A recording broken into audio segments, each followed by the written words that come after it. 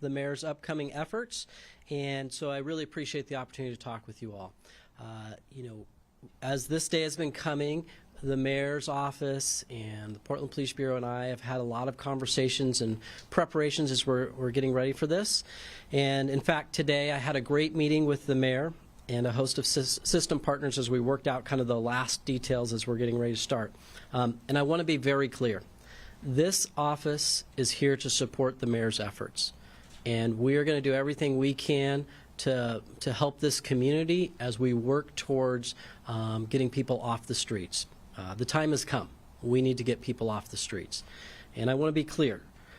All of our efforts are going to be directed at how do we connect people with services, how do we, in a compassionate manner, hold people accountable, but really make sure that we are pushing towards getting people off the streets.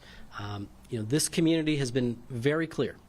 We are exceptionally compassionate and generous, and we have built a huge infrastructure and really a massive support network about how we can help people get off the streets.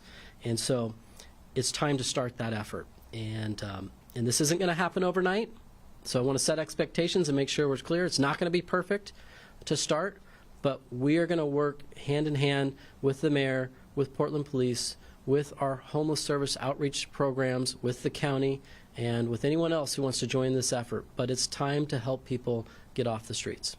And I'll certainly be happy to take your questions. I want to let you know that yes, I have all my misdemeanor attorneys are going to be working on this. I've also assigned my senior deputy district attorney, J.R. Ujafusa, to help coordinate efforts with Portland Police Bureau as we go forward. All right. Any questions I can answer from you all? Has the law changed at all since? Yeah.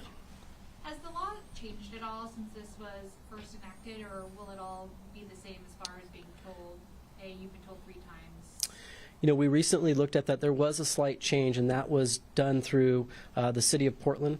The 3 times part was removed, and the ordinance is under, I think it's Chapter 14. So I would recommend folks take a look at that.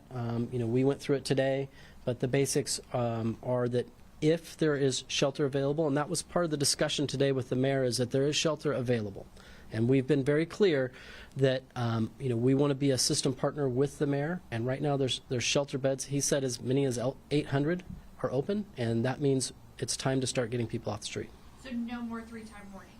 That's my understanding. But I would certainly defer to the mayor, but when we look at the statute now, as it's been changed, that does not exist. So at what point would a case come across your desk? Is it an arrest has to be made, a citation? It's a great question, and I want to be clear. There's going to be a ton of effort before any case comes to my desk. The officers are going to be working with outreach workers. They're going to be doing everything they can on the front end to connect people to shelter before any case comes to my desk. However, there is going to come a point, and I think we've gotten to where it's time to do what I call the push-pull. Give a little bit of a push, and then put out a hand to pull them, to help them. And this is one where what's going to happen initially is they're going to do citations under this time, place, manner, and those citations will require them to come to court. Our office will review that, and then from there we're going to look for every opportunity to dismiss or get rid of that case as long as that person is making efforts and we are connecting them with shelter, getting them off the streets. So I can tell you that when we talk about things like jail, that is going to be the absolute last resort. We're going to do everything we can to help that individual get off the streets. What does your office have to say to the other side who says, this is inhumane, there's just going to be more sweeps, this isn't the right way to go about it? I'm glad you asked that question. I would say to that other side, go out on the street right now and look at the people that are dying out there every day. See the people that are overdosed on drugs, the people that are living in filth. It is wholly inhumane to continue this approach. I think this community is demanding more. We are investing well over $400 million a year. I think that's a conservative amount of money that is being put. And it's because this community is so compassionate and so caring. It's time that we start expecting and demanding some accountability to come with our compassion, and it's time to help people get to a better place. And the last thing I would say to that, and it's important, is we've tried that approach. I mean, how many of us have been through here the last few years, and what have we seen? And I ask people that all the time. How's that approach worked out for us? We've seen a rise in the number of people that are homeless. We've seen, just untold victimization of people that are living on the streets. We've seen homicides, drug overdoses in the houseless population have skyrocketed.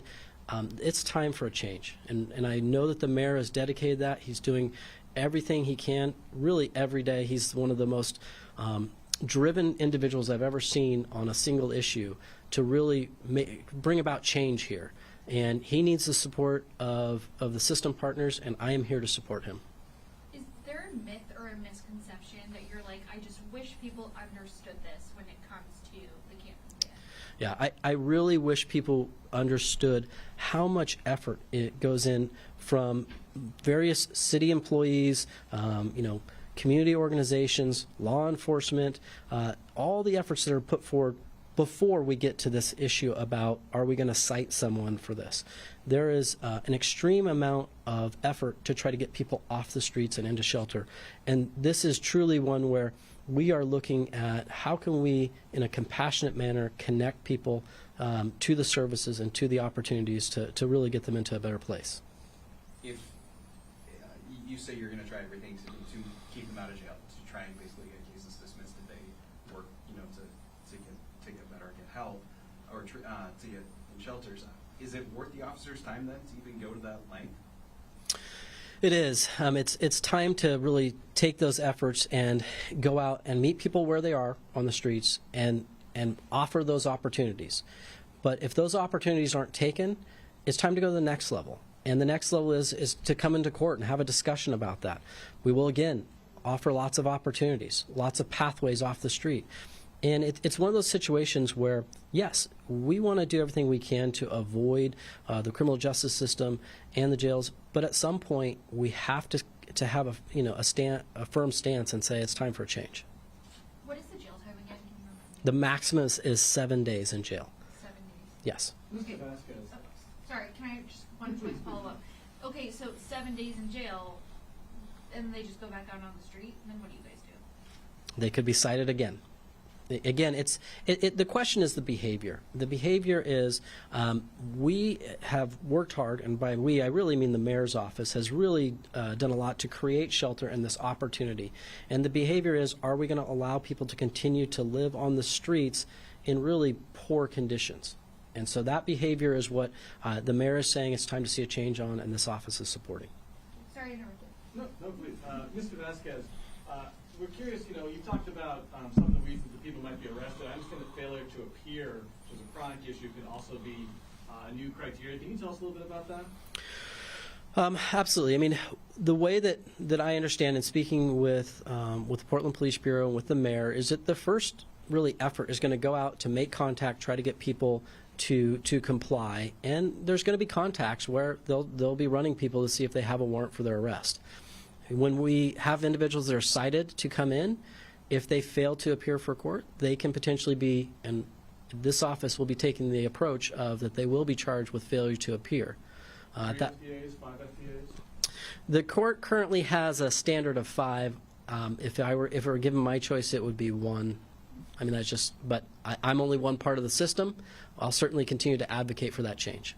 And following up on that as one part of the system, we've seen previous efforts by the Portland mayor to, increase arrests around homelessness, and actually seen the sheriff say that I'm not booking people on those charges. So, have you had a discussion with the sheriff? What's going to that look like? Because obviously, police can arrest someone, but whether or not someone stays in jail is not a decision that's up to the police chief or you. Yeah, I would say that the mayor's done an excellent job of really trying to bring in system partners. I've had a very direct conversation with the sheriff. The sheriff is supportive. The sheriff's office was at the table today. This is truly an effort where we're trying to look at this from a system-wide approach and making sure that all of the system partners are rowing in the same direction. I understand that citations, for fines, for maybe for fires or campfires, is that something that your office is going to be processing? Certainly if it's a city code ordinance, will be something that we'll look at if it falls under the area of is it a potential crime or not. We'll be looking at those, yes. Can you looking at Well- to enforce a fee or to hold someone for not paying those citations?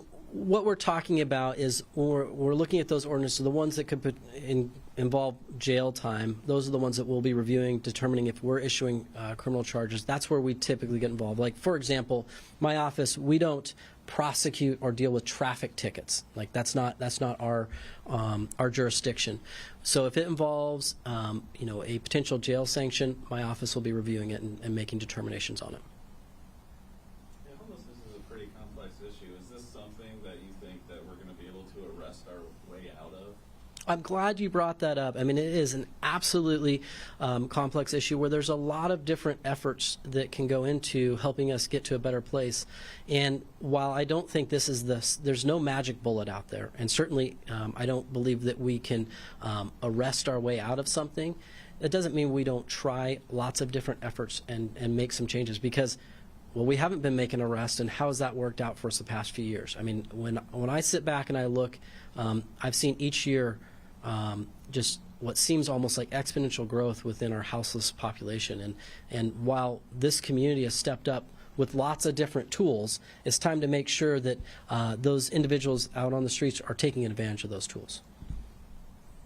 It is truly a push-pull approach. And then there's lots of other tools, lots of other efforts out there to help try to get us to a better place.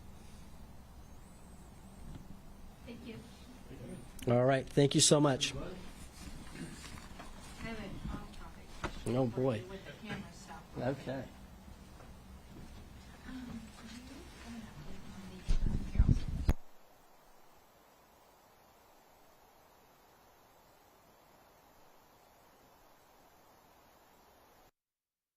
Okay.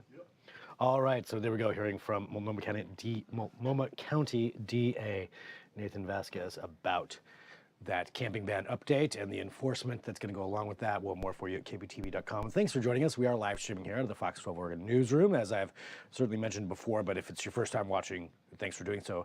The Fox 12 Oregon apps are a great way to watch us live and get notifications when we do go live with breaking news or anything else. If you're watching on our YouTube channel, thanks for doing so. Regardless, for both sides, we're going to take a quick break. We will talk to you soon. If you're watching on YouTube, this video will end, but there's plenty more for you to watch. And as I mentioned, downloading the Fox 12 Oregon app, a great way to stay on top of everything. We'll have more updates on the trial going on in District Court in downtown Portland with the state of Oregon and the city of Portland versus the Trump administration regarding the legality of the deployment of National Guard troops to Portland and an ICE facility. Lots of testimony on that. We are anticipating that will go till somewhere around 5, but that this will be the last day of those, and closing arguments from what we understand may be coming up. So that would be presuming anyway. But lots more for that. So head to kptv.com. We'll talk to you soon. I'm Greg Nibbler. This is Fox 12 Now.